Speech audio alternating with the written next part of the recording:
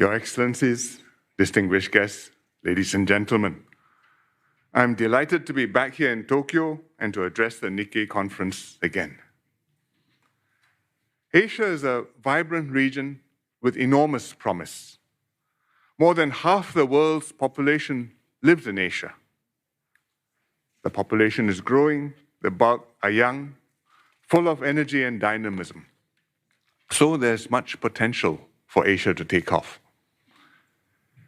China is the world's second largest economy, also the largest manufacturing economy and exporter of goods, and the fastest growing consumer market. India is one of the fastest growing economies in the world, home to 1/5 of the world's young population, a demographic dividend that will drive growth for many years. Japan is a major advanced economy, which has been a key contributor to Asia's growth through its foreign investments, its technology transfers, and its imports from the region. Southeast Asia, too, with a population of 650 million, of whom 60% are below the age of 35. Southeast Asia's combined GDP of $3 trillion makes it collectively the 5th largest economy in the world and one that's growing steadily.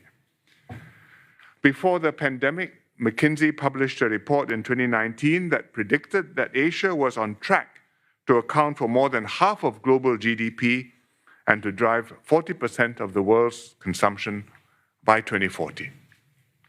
So there's much that Asia can look forward to. However, as the theme of this year's conference suggests, the world is divided, and realizing Asia's promise and potential in this divided world will be challenging. Let me mention two important geopolitical developments. First, Russia's attack on Ukraine poses a major threat to the global order. It contravenes the UN Charter and is a clear and gross violation of international law. It has upended the rules-based international system that all countries operate within and depend on. It's also set a dangerous precedent that jeopardizes the security and existence of many countries, especially of small states like Singapore. Second, difficult relations between the US and China will directly affect the Asia-Pacific region. These relations have grown increasingly tense in the last few years, and the rivalry is manifesting itself in Asia. If US-China relations continue on this path, it will lead to further bifurcation of technology and splitting of supply chains, or even worse unintended consequences.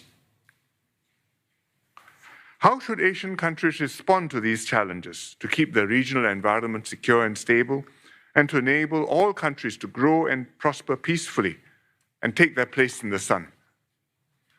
We have to study and learn from the European experience and work hard to avoid the missteps and interactions which raised tensions and preceded the war in Ukraine. In the aftermath of Ukraine, European countries are now rethinking their strategic choices. They are regretting their overdependence on Russia for energy and are urgently taking steps to stop importing oil and gas from Russia as soon as possible, even if it means paying more for alternative supplies. Many of them are strengthening their defense postures, including Germany, which is sharply increasing defense spending to over 2% of GDP.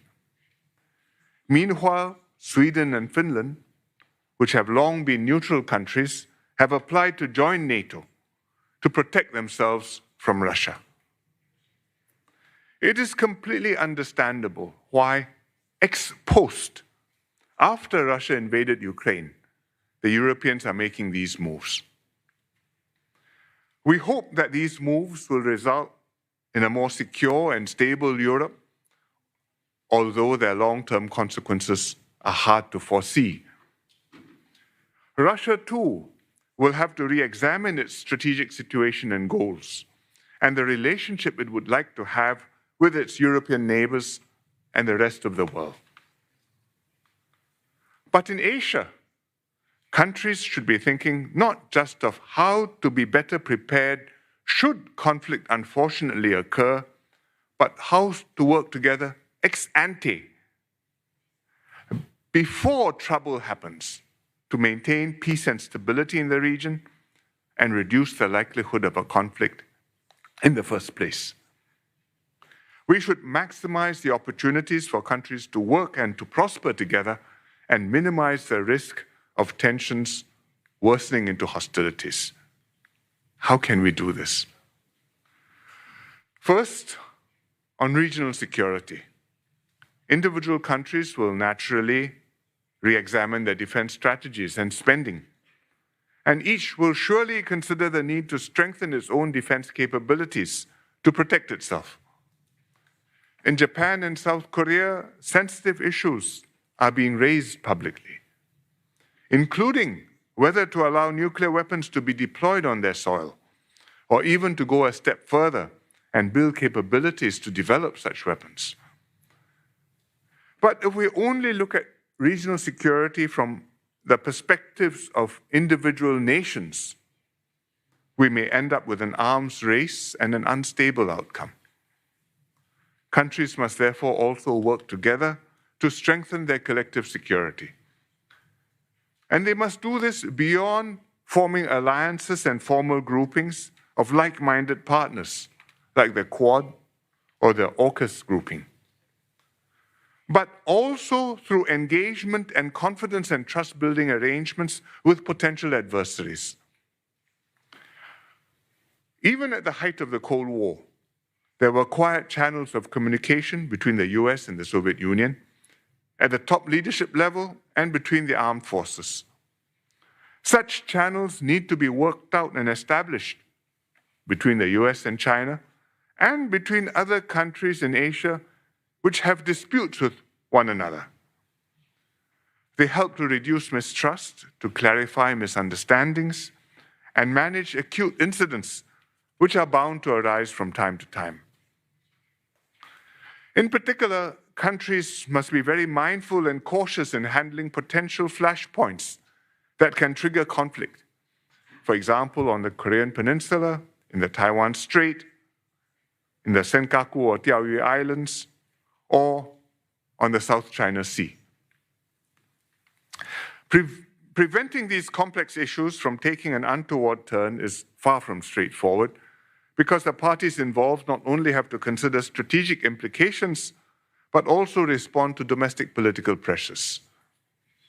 And therefore, it will require deft diplomacy, political judgment, and statesmanship of the highest order. But the stakes are high, and countries must be willing to show restraint, accept differences, and live with compromises. Because if these flashpoints are mishandled, a miscalculation or a mishap could well trigger an escalation and serious consequences.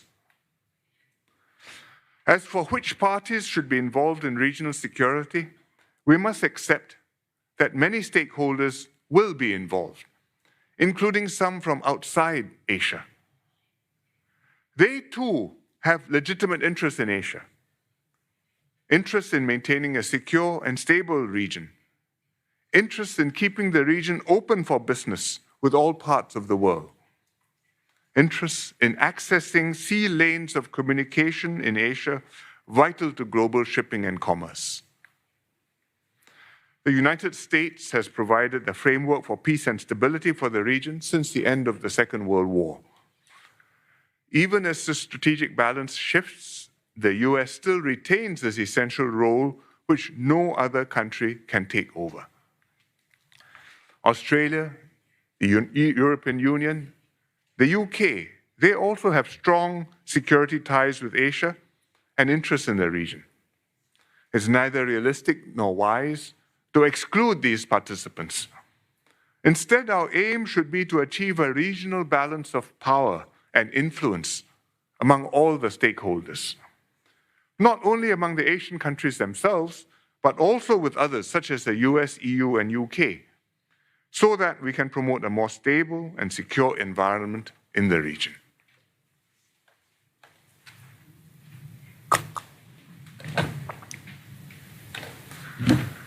At the same time, regional engagement within Asia and with the rest of the world cannot just be based on security considerations and relations. Security cooperation must also be complemented by tangible and mutually beneficial economic cooperation. Because countries with stakes in one another's economic success have greater incentive to work together and to overcome the problems between them. In response to geopolitical tensions, countries have increasingly emphasized resilience and national security considerations over the economic gains from free trade and investment flows.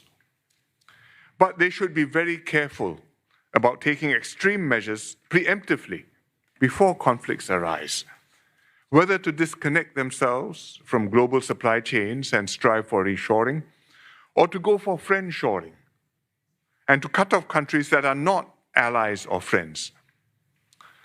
Such actions shut off avenues for regional growth and cooperation, deepen divisions between countries, and may precipitate the very conflicts that we all hope to avoid. In particular, for major powers like the US and China, economic cooperation with Asian countries demonstrates convincingly that their engagement is not just to enhance their own power and reach in the region, but also to yield tangible win-win benefits with their partners. The United States has extensive economic ties with Asia, including substantial trade and investments. President Obama pursued the Trans-Pacific Partnership, the TPP. This was a high-quality free trade agreement offering enhanced market access to the United States. Its participants span both sides of the Pacific, including developing as well as developed countries. Unfortunately, under the Trump administration, the US ultimately walked away from the TPP, prompted by domestic political considerations. But the remaining 11 members came together to conclude the CPTPP, thanks to Japan's leadership. Under the Biden administration, the US has not rejoined the CPTPP. Instead, President Biden has promoted the Indo-Pacific Economic Framework, the IPEF. It was launched just this week here in Tokyo. Japan and Singapore are among the 13 countries participating in the Indo-Pacific Economic Framework. The IPEF promotes flexible collaboration on 4 sets of issues: trade, supply chains, clean energy, decarbonization and infrastructure, and tax and anti-corruption. This forward-looking agenda also covers the digital and green economies, themes that will resonate well in the region. However, the IPEF does not include trade liberalization or market access. It is not a free trade agreement and therefore not a substitute for the TPP. But it demonstrates that the Biden administration values its partners in Asia and appreciates the importance of engaging them through economic diplomacy. We hope the IPEF will lead on to a free trade agreement, including the US and its Asian partners one day, when US politics allows. Meanwhile, China's economic influence in Asia is large and growing. This is a natural and positive consequence of China's continuing growth and development. It has benefited the region immensely. In fact, China is already the largest trading partner for almost every country in the region, including Singapore and Japan. It's far better that China's economy be integrated into the region than for it to operate on its own by a different set of rules. China has launched broad initiatives such as the Belt and Road Initiative and the Global Development Initiative to systematically develop its regional and multilateral links. Many countries have welcomed these positive initiatives, including Singapore, which supports the Belt and Road Initiative and has joined the group of friends of the Global Development Initiative. We look forward to China engaging its partners through these initiatives in a constructive and mutually beneficial manner in order to foster a conducive, open region where countries can continue to grow their economic ties with each other and with the rest of the world. The various security arrangements and economic engagements need to fit together to form an open and inclusive regional architecture. A lot will depend on how relations between the US and China develop, whether the US and others are able to accommodate China's growing influence and legitimate interests, and how China accepts its increasing responsibilities as a global player and demonstrates its benign objectives in the region. And also how the two can jointly realize their mutual longer-term interests in Asia to build a region that's open and stable, one where countries big and small can coexist side by side, manage their differences, compete, and cooperate closely together. The US-China rivalry is inevitably affecting all countries in Asia. It's natural for some countries to be closer to one side or to the other, but most countries would prefer not to be forced to choose between the US and China. There will be no good outcome if Asian countries are split between the two camps, each siding with one or the other. A more stable and less tense configuration is for the two powers to have overlapping circles of friends, and countries find it possible to be friends on both sides and to have friends with both sides. Security and economic schemes in Asia should conduce towards this outcome. ASEAN plays a significant role in this regional architecture. We welcome broad international support for ASEAN and for ASEAN's centrality in regional affairs. Amongst others, the Quad countries and South Korea have issued leader-level statements reaffirming the objectives and principles of the ASEAN outlook on the Indo-Pacific. And Prime Minister Kishida of Japan has emphasized that it is in ASEAN and Japan's common interest to have an Indo-Pacific region with ASEAN at its center that is peaceful and stable. ASEAN centrality is not just a concept, but it has led to significant forums and mechanisms to foster regional integration and interdependence. For example, the various ASEAN Plus platforms, including the ASEAN Regional Forum and the ASEAN Defense Ministers Meeting Plus, which offer countries neutral venues for dialogue and engagement. And another important ASEAN initiative is the RCEP, the Regional Comprehensive Economic Partnership. The RCEP is a free trade agreement with an open and inclusive framework. China is a member. So are Japan, South Korea, Australia, and New Zealand, all of which have close security and economic ties with the US. And so, of course, is ASEAN, which initiated the idea and brought everybody together. Given its influence and resources, Japan has a major role to play in regional affairs. Japan is a leading investor in Asia and a strong advocate for regional trade liberalization. However, in the security realm, the history of the Pacific War has led Japan to adopt a low-key posture. With the passing of the years and the generations, and in a new strategic environment, Japan should consider how it can come to terms with the past and put to rest these long outstanding historical issues. This will enable it to make a greater contribution to regional security cooperation and to participate in building and upholding an open and inclusive regional architecture.